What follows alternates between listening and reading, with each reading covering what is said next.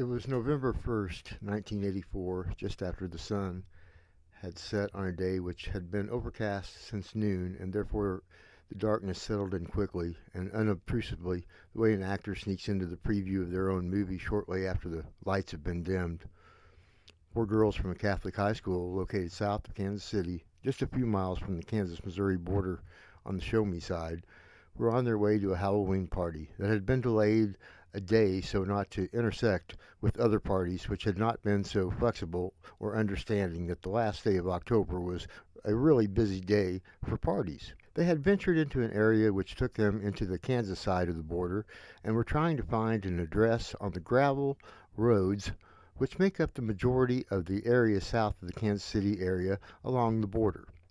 Most of the gravel roads intersections lacked any visible road markings, leaving the girls to rely on a map which had been drawn for one of them by a guy she had met whom she hoped to see at a party, at the party.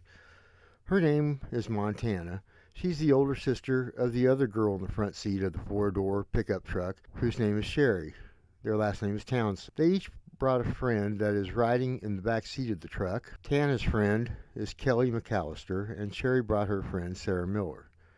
The older girls are juniors in high school, and the younger ones are a year behind as sophomores. They had known about and planned on attending this day-late Halloween party. All four girls were known to be adventurous, as their school principal had once noted, being the very tactful one. Tana was adopted, and Sherry had come along not very long afterward. The Townsends loved both girls the same, but it was rather obvious to anyone outside looking in that Tana had extremely beautiful looks which couldn't have come from her parents, whereas Sherry couldn't have made anybody believe they weren't her parents. She looked so much like them. As mentioned, the parents loved both girls, but there was no getting around the fact that Tana's beautiful looks and adventurous spirit tended to get them in trouble, which would not probably have happened if both girls looked and acted like their parents. Sherry did have that natural attitude of not seeking out negative attention, but she had enough wild in her to appreciate her older sister as being a means to an end which she would otherwise probably not have even known existed. Sure, as an adult she may have a different attitude toward the circumstance, but as a teenage girl she saw herself growing up in a place where she considered to be a dead-end world with little to no chance for ever having the opportunity for anything more than marriage, kids, and the same thing every other female she knew would end up. Tana had both the looks and the attitude to actually go places in life. She wasn't super smart and was too short to ever be a real chance for being a model, but she definitely turned the heads of men, and she wasn't afraid to use their attention to get what she wanted. Kelly M., her friend, was an even bigger, well, whatever the word is you wanted to describe someone like that. Sherry both admired and was disgusted by the actions of her older sister. She was definitely jealous of her looks. The same was true of Kelly's looks, but for some reason she couldn't quite put her finger on. She wouldn't have traded places with Kelly, and it all had to do with that thing about her being an even bigger whatever.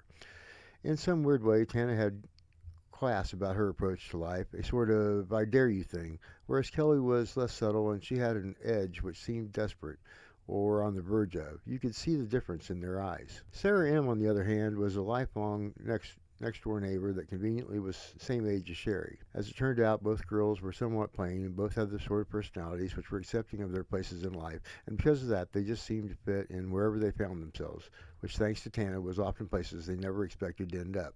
Like this party, they were all off on an adventure to experience. When you grow up out in the country in a small community, it is not uncommon to have your experiences all happen while with the same group of people.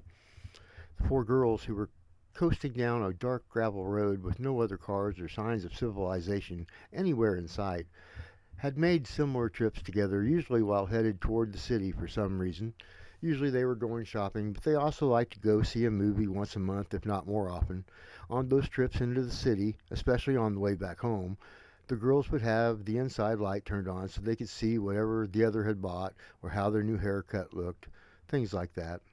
On this night, the girls had the inside dome light turned on so that Kelly could see to pour the vodka into the orange juice so she could pour everyone a drink. Tana was driving at a very safe and cautious speed since they were in an area which none of them were too familiar, if they knew it at all. Their confusion multiplied by the addition of fog into the darkness which was joined by the dust from the gravel to give the night the feeling like The world only existed for as far as the light on the inside of the truck can reach, and all that is beyond is existing in a world which cannot come into the light, into the safety of the cab of the four-door pickup truck. Tana pulls the truck over the side of the road to allow Kelly to successfully pour the four drinks. Sarah rips open a bag of ice and drops frozen cubes into each styrofoam cup, which Kelly offers over the seat, one at a time. When everyone has a screwdriver in their hand, Tana again begins to slowly coast down the gravel road. The girls lit up a joint. Smoke filled the inside of the truck cab, mimicking the combination of fog and gravel dust that filled the air outside the near airtight four-wheeled structure.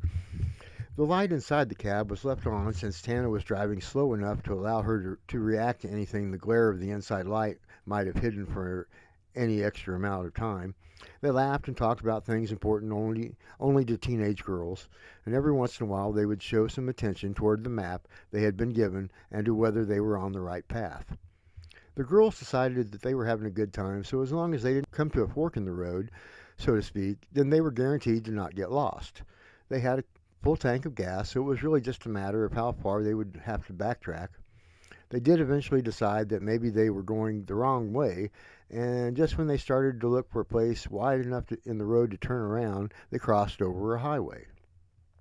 The overpass did not have an exit or entrance ramp to allow access to the highway below it. Tana stopped the truck, and they watched a few cars pass under them, going in both directions perpendicular to the overpass. The bridge allowed enough room to get the truck turned around, but before they did, Sarah noticed a sign just beyond the end of the bridge. It had one word, which was obviously faint, and there was an arrow pointing further up the road. That one word, party. The girls let out a cheer, and Tana hit the gas, and the truck roared past the overpass and returned to being on the barely wide enough for one vehicle gravel dirt road it had been before the overpass bridge. It seemed to be even darker than before, but it was likely no worse, as on both sides of the road were thick brush.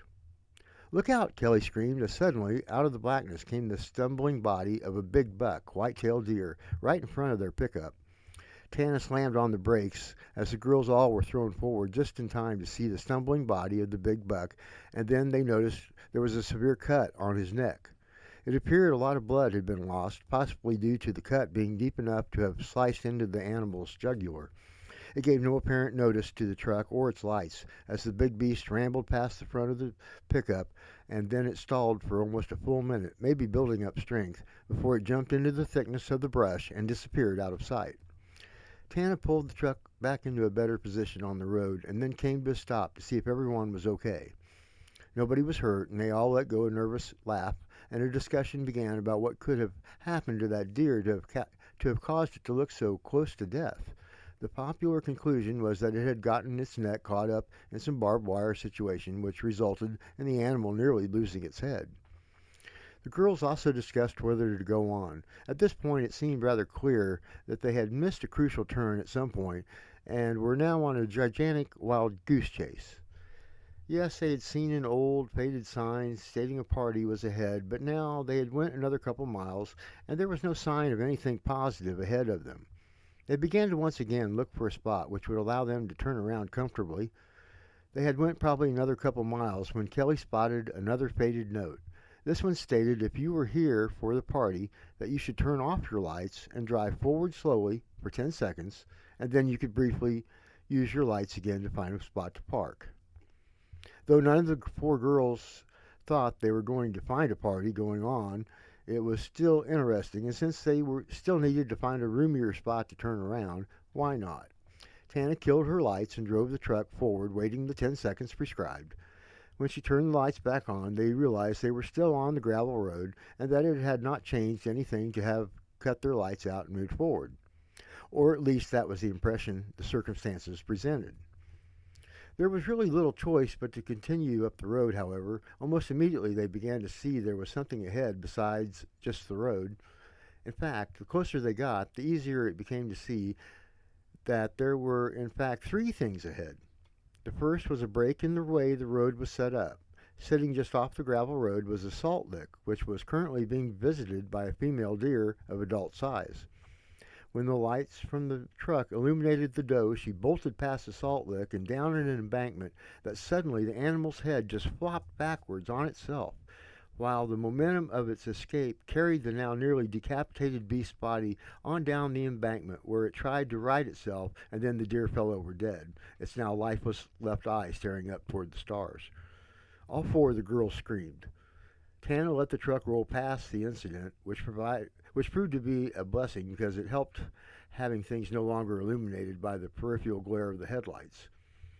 The sight of the near decapitated deer with its blood gushing out the neck and over the animal's head, which was still attached by some tendons, was more than anybody needed to see. It was life-sucking to witness as the body attempted to stay on its feet for the briefest of seconds, and then faltered to one side, and then the legs buckling to the weight of the animal's body as it fell in on itself. The entire time this was happening, that lifeless, black-eyed head dangling and watching the body falter. Nobody needed to see any more of that than they had already seen been subjected. The truck rolled to a stop. Suddenly the darkness of the night and the loneliness of their location came together to put an exclamation point on their circumstance, out in the middle of nowhere as they were. Up ahead were the other two things which stood out about the area. A two-story house which looked like it had been abandoned for 10 years or more. Across from it stood a garage with two garage doors. One was open and the other was closed. Neither place looked inhabited, and both were spooky. The first thing you noticed about the two-story was the flag flying from the wind vane at the very top of the house. The night was too dark to see what the flag was all about, but it was clearly there. The place had a front porch which ran the length of the front of the house. It was screened and so dirty there was no way to see what was on the other side unless you were to walk up and peek through one of the two big tears in the dirty screen. Both of them gave the appearance of a crooked smile that had a flap of skin hanging down from its lower lip. The door to enter the porch hung askew and partially open. The one bit of luck they did encounter was the fact that the combination house and garage shared a parking lot of sorts, which could also serve as a place to get the truck turned around so they could get out of there. That was one thing that all four girls agreed upon wholeheartedly. Each one of the four had their own version of what they considered to be acceptable behavior, and none of the four ever agreed upon what was and where the lines existed, Kelly being the biggest risk taker and Sarah being the most grounded. Whenever they were going to a party that involved them being someplace which was out of the local area, or that involved people whom they were not completely familiar, there was inevitably the argument of how adventurous they were allowed to get. Sarah might have argued that without some restraint that Kelly would have been betting every man who was capable. On the other end of the spectrum, claims about being frigid might get thrown around. So this was a rare occasion that all four girls were in complete agreement. The pickup raced down the narrow gravel road back the way they had come. Or was it? Sherry was the one to voice what the others were feeling. "Why haven't we come to the overpass? We've been going long enough. It should have come up by now." Tana slowed the truck down to a speed that could be matched by a brisk walk. The dust from the gravel caught up with the truck and surrounded it, adding considerably to the fog which already existed. Tana asked, "Did I miss something? Was there any opportunity to have went a different direction?" The truck cab became very quiet. Each girl was saying nothing in hopes one of the others would have something positive to add to the conversation, but only silence met their desire for confirmation. Almost in perfect timing, a cloud came across the face of the near full moon which had crept into the picture from the east side of the sky.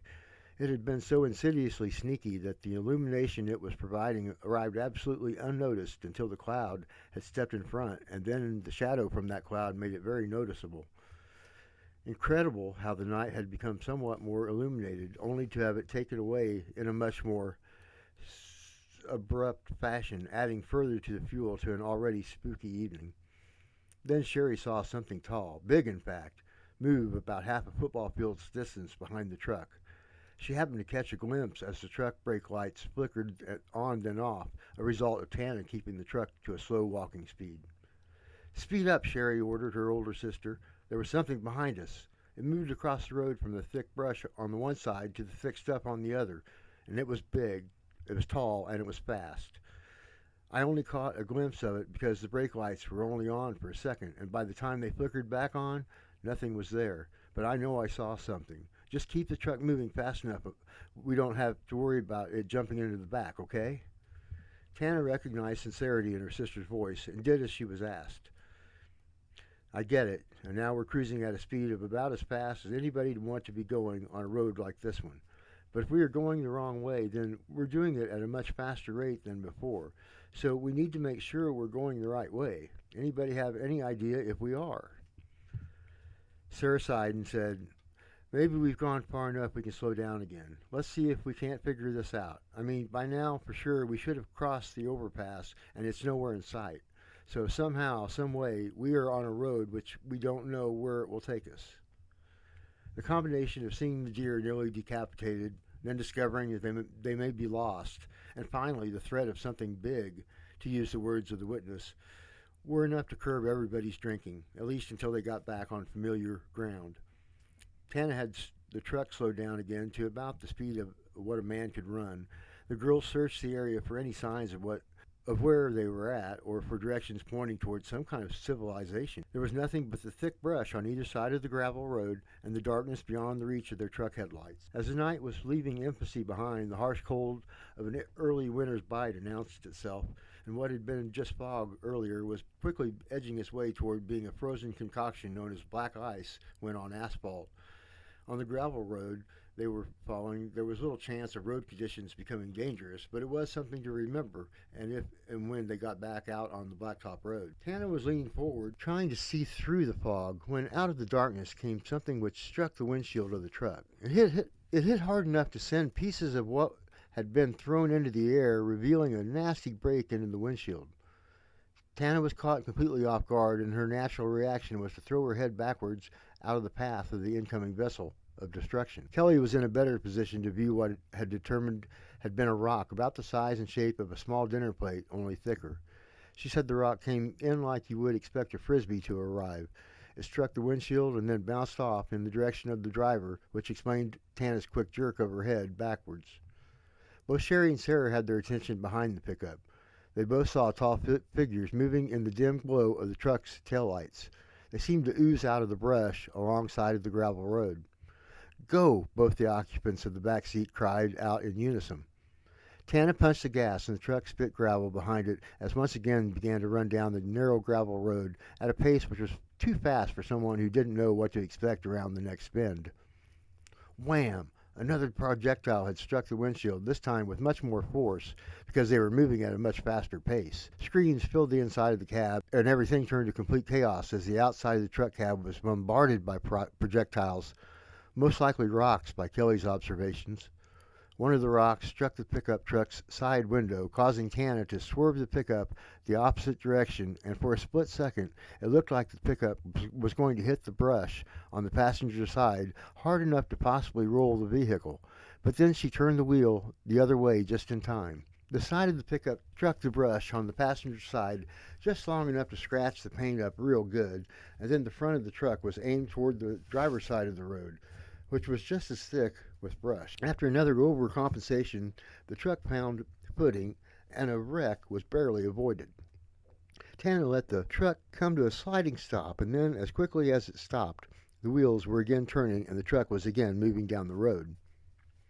A new sound had joined the adventure. It came from the back of the pickup.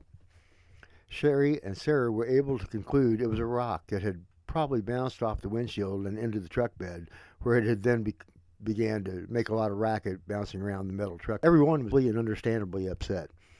About the only thing they were agreeing about was that they should keep moving no matter what happened. At least twice they had seen large entities follow behind the pickup. Whatever was ahead was better than what was behind. Funny how statements like that often prove to be incorrect. Onward through the darkness and the fog the pickup traveled. Eventually they came to what looked like was a dead end. The road ended with a house which looked to be unoccupied that stood next to a freestanding garage. There was a parking lot between the two places, which would allow them to turn the truck around. "Oh my God, does that look familiar to anybody else?" Kelly asked the other girls. Sarah replied, "I know what you're thinking, because I thought it too, but we're wrong. The other place, the house was on the left and the garage was on the right. It's opposite here." Sherry agreed. She's right. Tana made it unanimous. I remember, the house was on the other side. This isn't the same place, but it sure is spooky how they both had the same setup. We have a bigger problem. If the road ends at a dead end here, and we just came from that other dead end to this road, how the hell did we ever get on this road to begin with? And then, after a few seconds' hesitation, Tana stammered, Wait, at the top of the house. It's that same damn flag, or at least I would bet it is, the same flag. We're looking at the same place from the opposite side. Geez, how many freaking miles did we just drive to get to the other side of the same house? Sarah then added with urgency, Never mind that now. Just get going. I just saw something moving up around by the house. I think it was coming this way. We need to go. Go, Tana. Listen to Sarah and go, Kelly said. She, too, suddenly sounded very impatient. Tana drove the pickup around and got it headed back the other direction. Just as she was driving away, something came running up and grabbed the tailgate of the truck. The girls in the back seat of the pickup looked back just in time to see a hairy, huge hand grab the lip of the tailgate, but then the thing gave way and fell down, causing whatever it was that had been holding on to it to then lose hold, and the truck raced away back into the same darkness it had just outrun. Kelly gasped and exclaimed, What the hell was that? Sarah replied, Did you see the hand? She turned to look at Sherry and asked again, Did you see it? Did you see that hand? It wasn't human. That hand wasn't human. Did you see it? Sherry grabbed her friend and said, Calm down, Sarah. Calm down. It's far behind us now. Calm down. Tana said, So what are we going to do? We clearly are not going to get anywhere on this road. We're headed back to the first house we came to, where that deer was killed. There is nothing for us there. Kelly said, Get with the program. It's the same damn house. Sherry said, Well, there is nothing for us back this way either. The smartest thing to do is to go back to that first house or location and figure out why we didn't get back to the overpass after we turned around. Sarah added, We must have been tricked somehow. More than likely it had something to do with when we turned off our lights, because that is the only place where we were not seeing what was going on. Suddenly the truck was struck by something. The girls all screamed, but Tana kept the truck on the road, and they continued back down that narrow gravel road. Creatures covered in fur began to appear out of the thick brush which lined the entire road on both sides. They were appearing just as the truck would pass their location, so the headlights would just miss illuminating them. Some carried rocks which they threw at the truck as it passed. Most of them attempted to hit the truck, were successful, but all the strikes happened on the back part of the pickup, tearing up the paint job but accomplishing nothing else. Now all the girls were quiet as the truck raced down the road. With every mile passing, they were seeing more of these hairy creatures appearing behind them. The time the girls would see the creatures come out of the brush until they were lost behind the truck's progress, every one of them was walking in the direction the truck was headed. More rocks hitting the truck. Tana did an excellent job to stay on the road considering the barrage the truck was taking. The fog and the darkness helped add to the intimidation. The truck continued down the road. Kelly was starting to go into straight panic mode. What are we going to do? We can't go back again. That much is obvious. We're going to come to the end of this road soon. What then? Sherry said in a calm manner, Losing your shit isn't going to help anybody, Kelly, so stop it. Everybody think. What happened after we went through the part of the road which had the sign that told us to turn off our lights? Kelly finally had something helpful to say. We went down a few inches, and then we came back up a few inches. I felt it. Sarah confirmed. She's right. I remember now. After we turned off the lights and started rolling forward, we almost immediately went down a few inches. We came up just before the 10 seconds were up, and what do you think it means? Tana had allowed the truck to slow way down as she was wrapped up in thinking about exactly what had happened during the 10 seconds when they shut off their headlights. Somehow we were tricked while our lights were off. That has to be it. All we need to do is return to where we were when we turned the lights back on, and then just back everything up. Suddenly the pickup changed its disposition. The back of the truck felt like it had just taken on 1,000 pounds. Tana immediately took the hint that she had allowed the truck to slow down, and so she sped up considerably, which was the only thing that allowed them any warning at all. When the truck suddenly sunk down in the back, the two girls in the back seat, Sherry and Sarah, they looked back to see what had caused the weight dispersion to change. And then a lot of things happened at once. The two girls in the back seat let out a scream which was close to deafening. At the back of the pickup bed, a very large, very hairy creature had swung itself into the back of the truck, and just as it was able to get its feet under itself, is when Tana punched the gas, causing the truck to surge forward. In reaction to the forward surge, the huge, hairy creature went tumbling backwards, but it was able to catch itself before being thrown clear of the truck.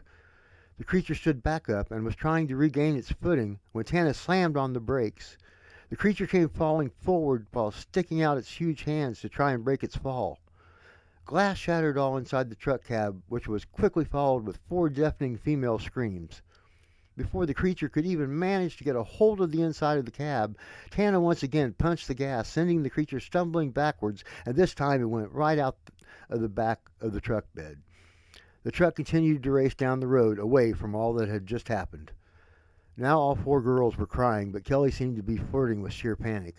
Tana threatened to slap her, and it was enough to result in Kelly being quiet, if nothing else. This was the first time the girls had had a really good chance to see the creature up close. Even though its 7.5, perhaps 8-foot height was intimidating, even more so due to the thickness of its body, what stood out more than anything about this extraordinary being was its stench. A marriage of sour swamp mud, wild animal urine and scat, and a deep musk similar to that exuded by the muskrat, only much stronger. The face was something right out of the Museum of Natural History, caveman section.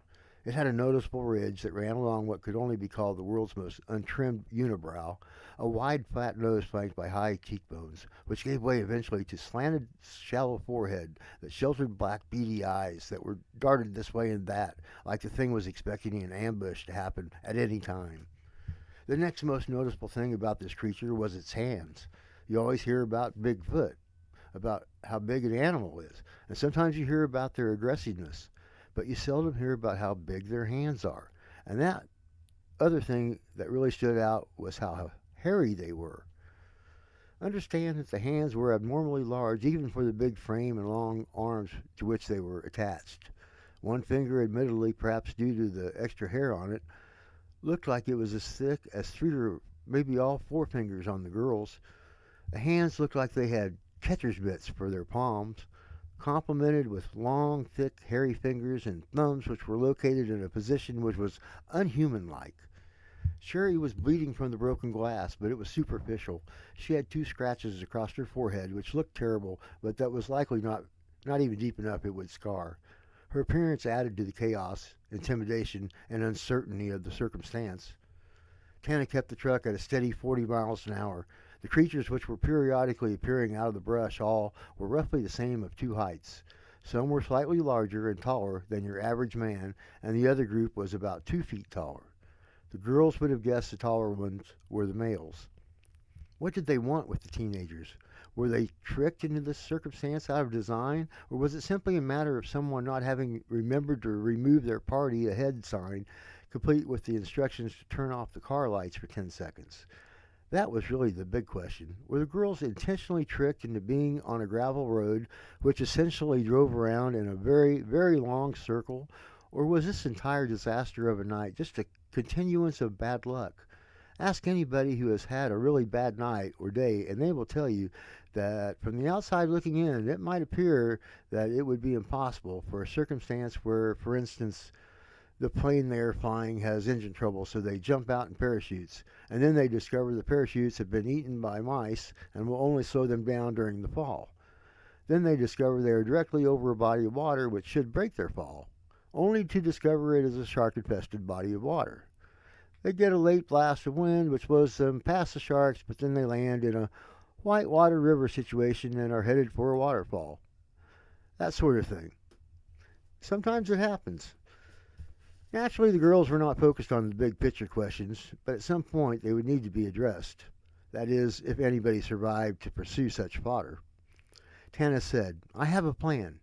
Sherry asked, "Does it involve parking exactly where we were when we turned the lights back on, and then backing the hell out of there, keeping our tires pointed in the same direction they were pointed when we turned the lights back on?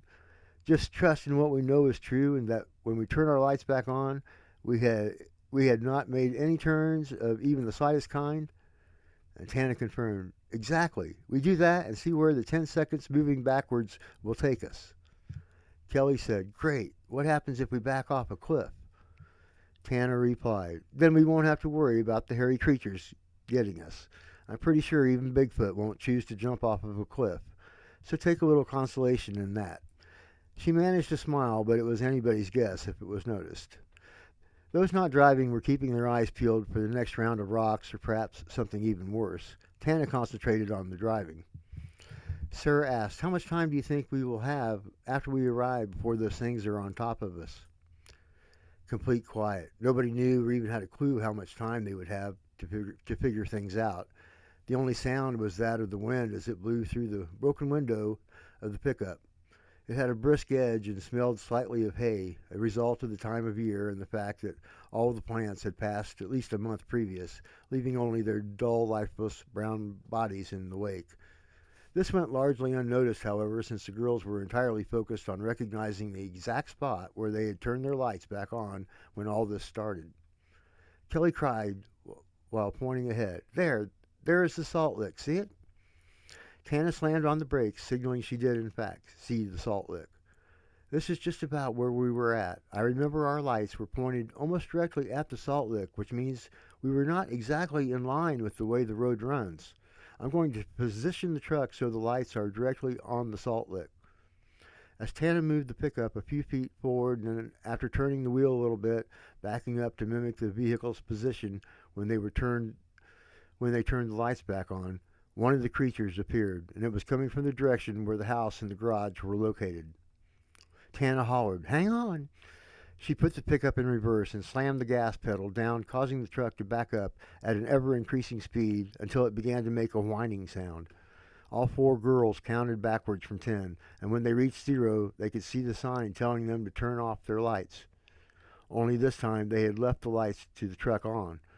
What it illuminated was that the girls had driven through what was basically the end of the road, which explained the drop-off, followed by coming back up a few inches that had been mentioned during their lights out time. Before the end of the gravel road was the true genius of this trick. That and instructing people to turn their lights off. That 10 seconds actually takes the vehicle through a very short stretch of trees that overhang the stretch. In the fall, their leaves fall and cover the ground. Driving through them and then coming out on the gravel road at the other side at such an angle as to be very hard to notice, you had actually joined a completely different gravel road. Combine that with the sudden surprise of seeing the weird salt lick situation with the eerie two-story house and the garage in the background, and it's enough to cause the driver to not notice their automobile is just slightly ajar from the position it should be in. And the rest of the story tells itself. Once back in the original gravel road, the girls got their pickup, turned around, and did in fact get the hell out of there. While they did eventually find their way back to the familiar surroundings, none of the girls was ever able to show anybody the way back to that strange place 30 or 40 miles south of the Kansas City, just on the Missouri-Kansas border. Based on the description of the area and having a knowledge of what is possible, it is thought the highway they crossed over on that overpass was likely 69 Highway, just north or south of the Lacing exit. I'm pretty sure I did another story which took place near that area, which also involved large bipedal hairy creatures. Thank you for visiting. Please subscribe and like, as it helps upstarts like this channel, so that perhaps someday all the intrusive advertisements that you are subjected to might throw a little of the generated income our way instead of seeing it all go straight into YouTube's pocket.